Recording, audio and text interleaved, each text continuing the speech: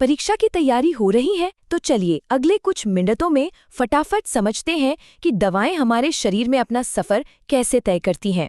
ये आपकी तैयारी के लिए एक क्विक रिवीजन गाइड है। अच्छा, कभी ये सोचा है कि एक ही दवा को लेने के इतने सारे तरीके क्यों हैं? कभी गोली, कभी इंजेक्शन, तो कभी इन्हेलर। आखिर इन अलग-अलग रास्तों की जरूरत क्या है? तो सबसे पहले बात करते हैं दवा के पहले कदम की, यानी कि उसे शरीर में पहुंचाने के रास्ते, जिसे रूट्स ऑफ एडमिनिस्ट्रेशन भी कहते हैं।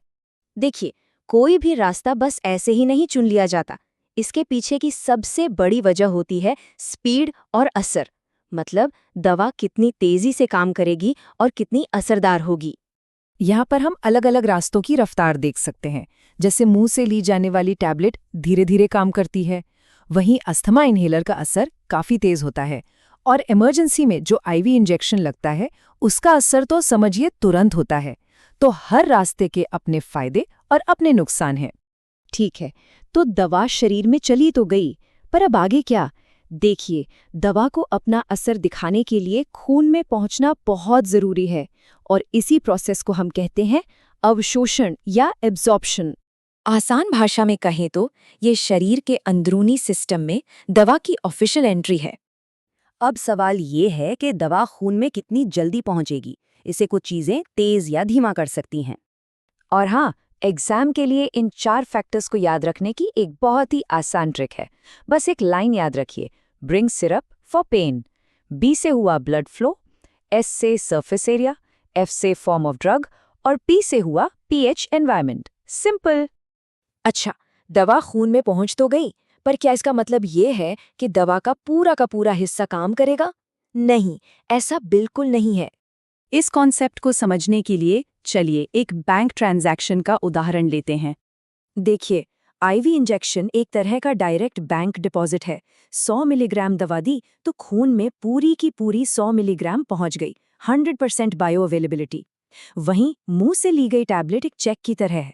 दी तो 100 मिलीग्राम, पर खून में पहुंचने से पहले ही कुछ हिस्सा कट गया, जैसे कोई सर्विस फीस, और खून तक पहुंची सिर्फ 70 मिलीग्राम। तो सवाल यही है कि दवा का ये जो कुछ हिस्सा गायब हो गया, वो आखिर गया कहाँ? इसका जवाब एक बायोलॉजिकल टोल बूथ में छिपा है, जिससे दवा को गुजरना पड़ता है। और ये टोल बूथ है हमारा लिवर। जब हम कोई दवा मुंह से लेते हैं तो वो खून में पूरी तरह फैलने से पहले लिवर से होकर गुजरती है, जहां लिवर उसका कुछ हिस्सा तोड़ देता है या मेटाबोलाइज कर देता है। इसी को कहते हैं फर्स्ट पास इफेक्ट। और ये याद रखने वाली बात है कि ये सिर्फ कुछ रास्तों पर ही लागू होता है, जैसे कि ओरल रूट पर। तो चलिए अब इन दोनों पॉपुलर रास्तों, ओरल और आईवी, की सीधी तुलना करते हैं। ये एग्जाम में अक्सर पूछा जाने वाला सवाल है। ये स्लाइड दोनों के बीच का फर्क एकदम साफ कर देती है।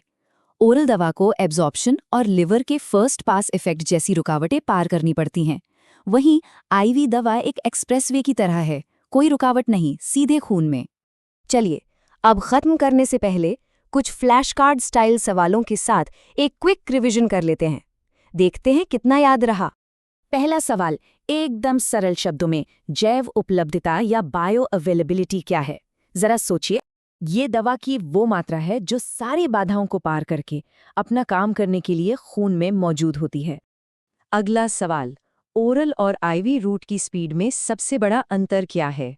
सीधी सी बात है, आईवी मतलब तुरंत एक्शन और ओरल मतलब एक्शन में थोड़ा समय लगेगा।